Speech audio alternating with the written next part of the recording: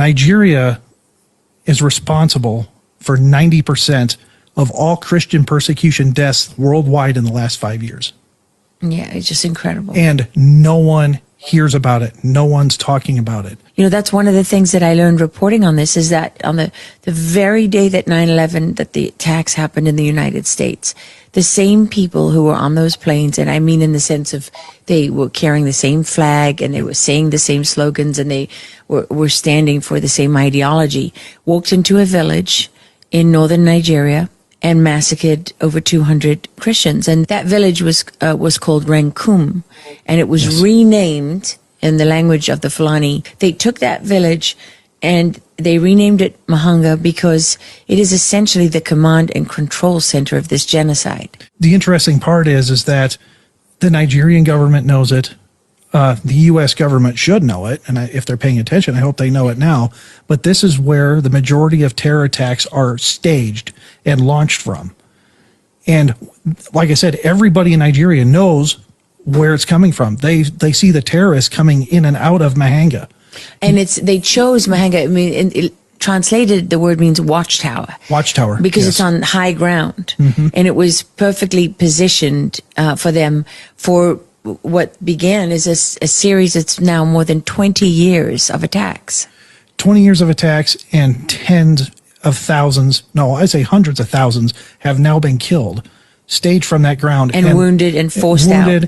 Now, let's talk about the people that are still alive. They're now in camps called IDP camps, which stands for Internally Displaced Person. And we estimate that there's between 3 to 5 million IDPs right now. These are Christians without homes, without villages, that are living in camps. These are people who've been robbed of everything they had, who've been forced off their land. The Nigerian government won't even acknowledge their existence. No, they won't acknowledge their existence, and this it's a double-edged sword. When the Nigerian government doesn't recognize an IDP camp within their own country, that means there's no UN, that means there's no Red Cross, that means there's no other NGO, official government organization, USAID, or what used to be USAID, means those people get zero help if the Nigerian government doesn't establish and say, this is an official camp. And we know that Nigeria government only recognizes 40% of the camps that exist. So that means 60% of these millions of IDPs get zero help from the outside world. Barrister, you heard everything, you watched everything clearly, right? You see, when I watch, I know that Christians are being persecuted in Nigeria. There's no doubt about that. But when I heard the statistics, this is that, what's her name? Her name is Laura Logan. She's a celebrity journalist, in a very, very respected journalist in the US, and a global journalist. So she's an authority when it comes to journalism, especially global journalism.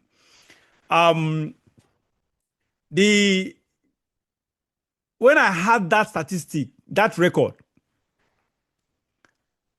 I actually clinched. Honestly, I creamed. The truth is, I just didn't. I found it difficult to believe that 90%. They said over 90% of Christians persecuted globally are in Nigeria. I don't know. Did you know that before now? Of course not. The percentage, but quite. Do you know what it means? Christians are persecuted all over. Me, I even thought it is in China is where Christians are persecuted most. But even as popular as China is, and as much as Chinese government hates Christianity, or even any other religion, yeah, and as much as Nigeria is can be considered to be more than half, I consider more than half of Nigeria as Christians. Yet, what an irony! Yet it is in this same country where you have almost every street you see, you will find churches on every street. Yet we have 90%. We are on record to be to be 90% most Christian persecuted nation on earth. Wow.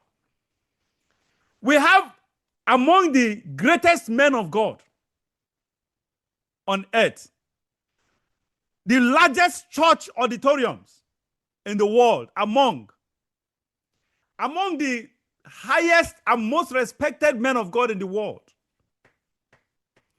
And this country is a country that it's arguably, though, 50-50 Muslim Christian, and may I consider it, especially me that was born and bred in the North, I consider it 60-40, 60 as Christians and 40 Muslims, because even in the North, we have the North a substantial part of the North that are predominantly Christians.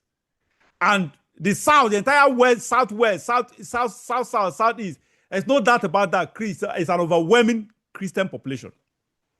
So these statistics of 50-50, honestly, I don't believe it, because I was born and bred in the North, so I know the North. So you and I know the North, so you are a Northerner anyway, technically. So, Barrister, I don't get it. What are our men of God doing? But for God, obviously, anyway, before I have my take on this, especially I'm really going to pounce on our men of God. Barrister, what is your take on this record, on this news? Because to me, it was news when I watched that video. You see, there are issues here of being politically correct. Our men of God, our Christians, our Christian politicians, senators, governors, it's not politically correct for them to do that narrative, mention a religious bias, persecution of Christians. It's not politically correct for them. So they keep quiet. But this thing has been building since around 2007, 2008. And it started from Jos. When the Boko Haram started, I was amazed. I didn't know that a place like Yobe had so many Christians. When Boko Haram started in that axis, thousands and thousands of Christians were driven from that place. Most of them take refuge in Jos.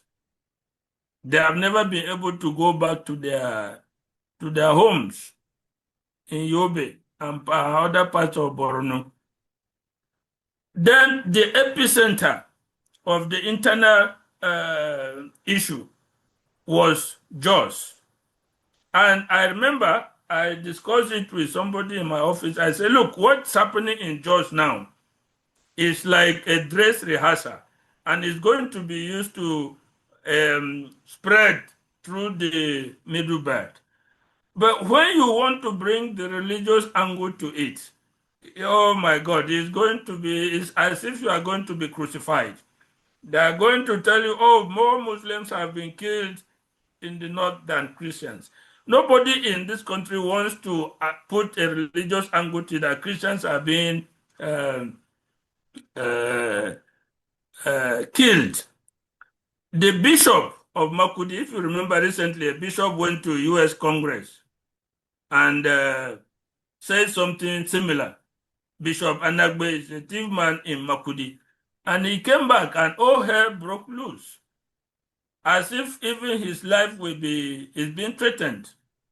So you see our men of God that are building the world's cathedrals, the biggest cathedrals of this world. They have failed to learn from history.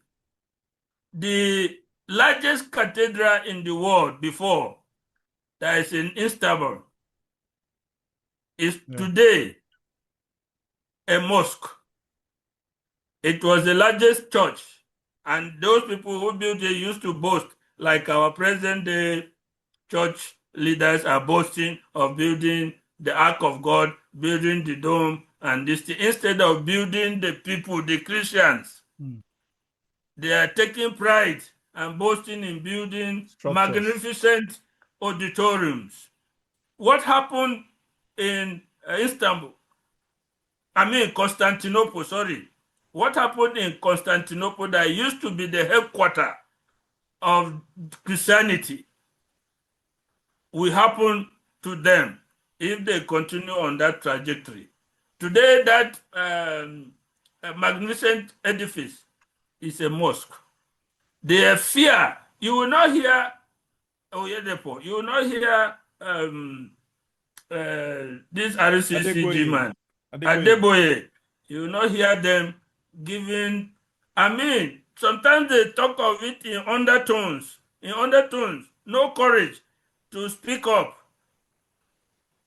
The issue is there that Christians are being persecuted, but it is not the only insecurity issue in Nigeria. Muslims are also being killed, but a particular issue is directed at Christians. That's one part of the insecurity, starting with the Boko Haram, and even today, it's still going on. So that is an aspect of the insecurity, but nobody wants to bring it to the fore. That particular aspect, religiously directed, nobody wants to bring that because they want to be politically correct. So that is what is happening. In Benue, in Plateau, there are IDP camps that are barely surviving.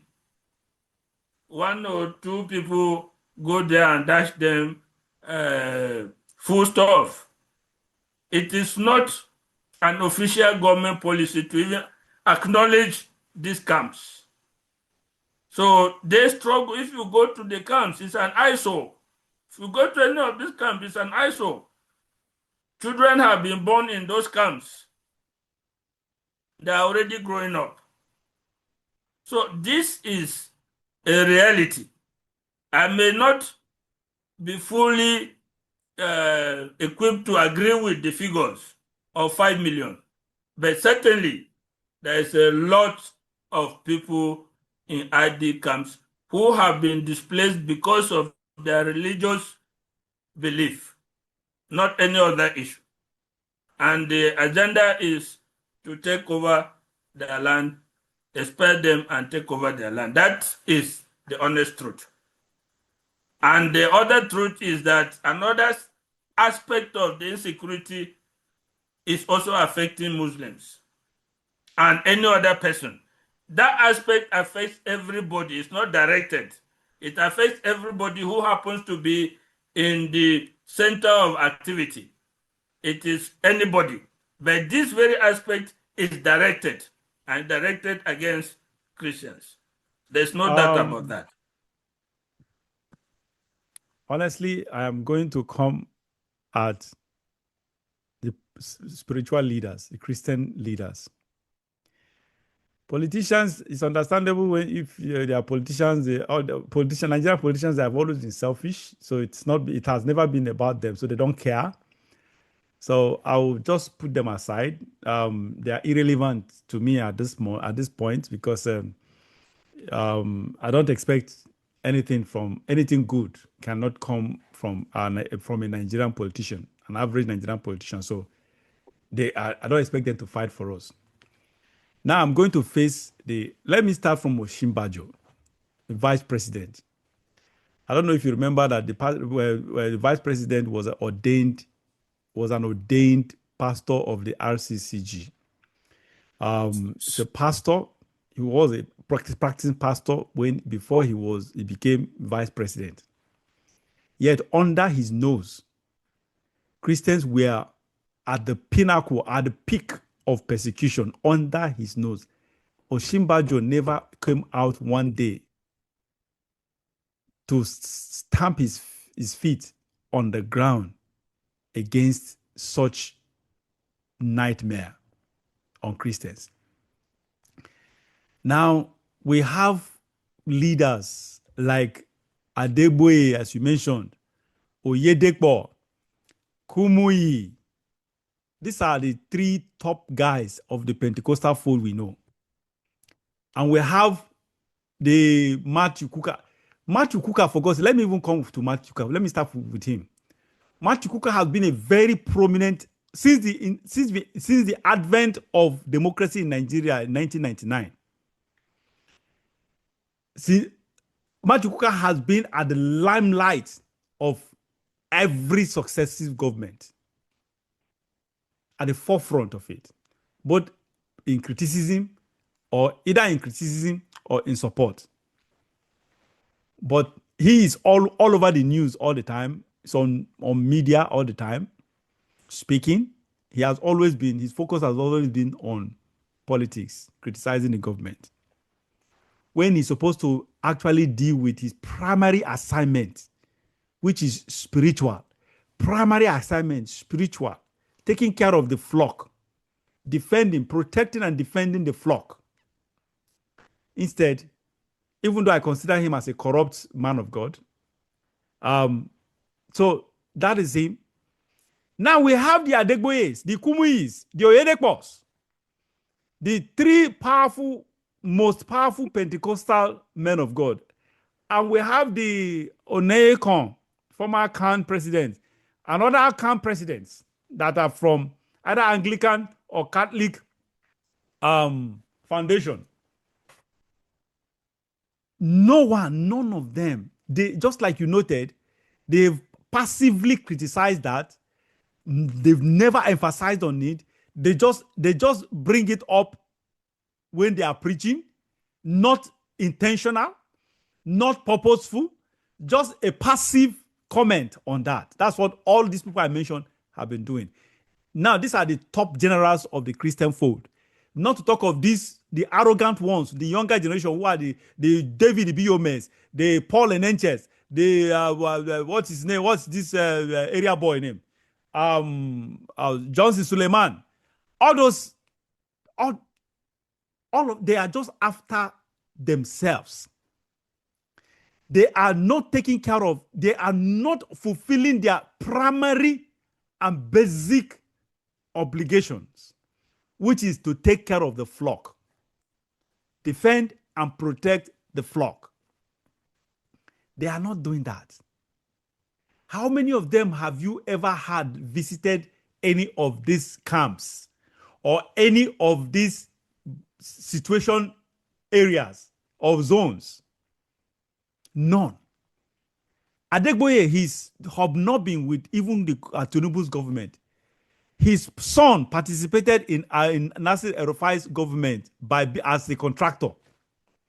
And he's even entangled in either contract corruption or scandal. Adegboye, his father, is busy defending Tinubu's government. Kumuyi visited Tinubu. Adegboye, I think he too has visited. Adegboye has visited. I think I wrote an article about Adegboye in the past, how he has been successfully successful in having a personal relationship with successive governments or presidents. He was close to Obasanjo, close to Jonathan, and relatively close to Buhari's government as well. A government that under such government we had a very, very astronomical number of persecuted Christians in the world. And in Nigeria, to be precise. Then we have Oyedepo. Oyedepo, at least, like small little credit, he's the one that at least once in a while he hammers on this, criticizing the government of the day, but at the same time, he has not done anything for the Christian fold. None of them. They are supposed to be at the forefront. You ask yourself, what are they going? The only Oyedepo is the one who is not on record of visiting any president, because he's been critical of virtually all the presidents. I think I give at least to his credit, he's been critical of not all, but so he's outspoken. He's been outspoken, but he's been doing it the wrong way. He's been outspoken over wrong issues. You ask yourself, all these Kumuis and Adegboyes who visited the president or the presidents, past and present, what were they there for? And let's even assume, let me play the devil's advocate here. Let's even assume they were there to advocate for the Christians, the persecuted Christians, to talk to the president. And then what happens? What has happened when the president did not and is not doing anything about it, what were they supposed to do? Were they not supposed to be up and doing on this? Were they not supposed to be forthcoming on the matter? Were they not supposed to go public on the matter? Were they not supposed to be critical publicly? Were they not supposed to be going around visiting these camps and these locations? Of course they cannot, because their ministries, which I consider, because you cannot have a ministry that is representative of God and Jesus Christ here on earth, yet under your nose, your flocks, your sheep are being killed, maimed, dismembered, persecuted, and you are not doing anything about it. You are not even being seen to be doing anything about it. You are not being felt to be doing anything about it. And you say you have the calling of God upon you? How can you prove to me that you have the calling of God upon you when you cannot stand for the flock of the Lord, for the flocks of the Lord? How can you prove that? How can you say to me and convince me that you are called of God, you are a genuine man of God? Because the truth is that all these men I mentioned, I believe right now, I don't believe what they are doing it for God. I don't believe. But I believe that their foundation, they started well. Their foundation, actually, they were called of God, because I don't believe that somewhere along the line, they derailed. And as a result of that, we are getting this product from them. What we are getting today from them, doing nonsense, preaching nonsense, and preaching anything and everything that has to do with what they desire, their personal and selfish desire.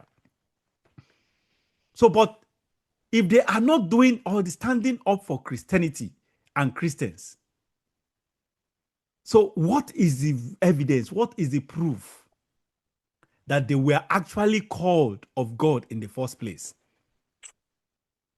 How are they representing Christians and Christianity? They are not. They have failed woefully. Unfortunately, they are digging deeper into failure in the defense of Christians and Christianity in Nigeria. It is so sad. They are all disappointments to Christians. They are all of them. No one is left out on this.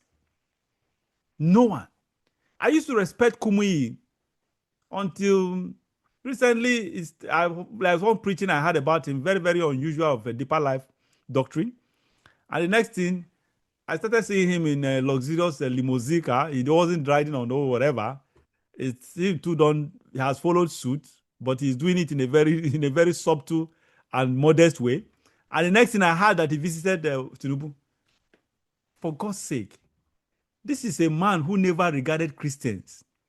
He never regarded Christianity and Christians. He never had any respect for us. He went and picked a running mate that shares the same religious values with him. I don't understand why all these men of God will be visiting Tinubu and they are not standing for Christians. It's a shame on all of them. Shame on all of them. No exceptions. Say shame. If you are a man of God, a reputable, a respected, a public figure man of God, as other people refer you as spiritual generals, in fake generals. They are all fake spiritual generals. Otherwise, if they are not, if they are not fake, why will they not be standing up for the roles they are basically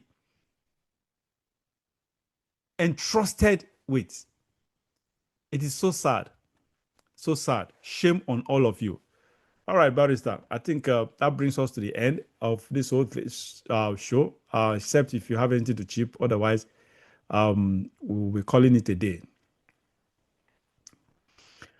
I only want to summarize that everything you have said is so that they can be politically correct. They don't want to be accused. even though that is their primary objective. They have a constituency. They are supposed to defend that constituency in a very robust manner. Yeah. But doing so is not politically correct. So they keep quiet. Nobody should accuse a Christian preacher of trying to protect his flock, because that is your primary What is it? responsibility. You are not called for every other person. You have a followership, you have a following, you have a flock. So if you speak out in their support, you should not be ashamed of it. Yeah, of course. You should, nobody should come and say, oh, this is not in the national interest or anything like that. You have your first allegiance to your flock because you are a clergy. But to be politically correct, all of them want to keep quiet, to operate under the radar, to talk of these things in undertones instead of forcefully and publicly. So that is really the tragedy. So sad. Anyway, God will expose them. That's my prayer. This all these so-called men of God, God will begin to expose them very soon. All right. Thank you, viewers. I hope we made your day. Thank you for being with us up to this moment. If you are still here, once again, my name is JIBRIN, and this is my angle. We've had a very robust conversation with Barrister Austin Manta, a very senior legal practitioner of over 40 years. Is someone I respect his legal jurisprudence, legal knowledge generally. Barrister, once again, thank you for, you have never failed us whenever we call you. You've been with us. You've been very, very loyal, very passionate about this cause, and we appreciate your kind gesture. Thank you for having me. All right, viewers, see you again next time. Remain blessed.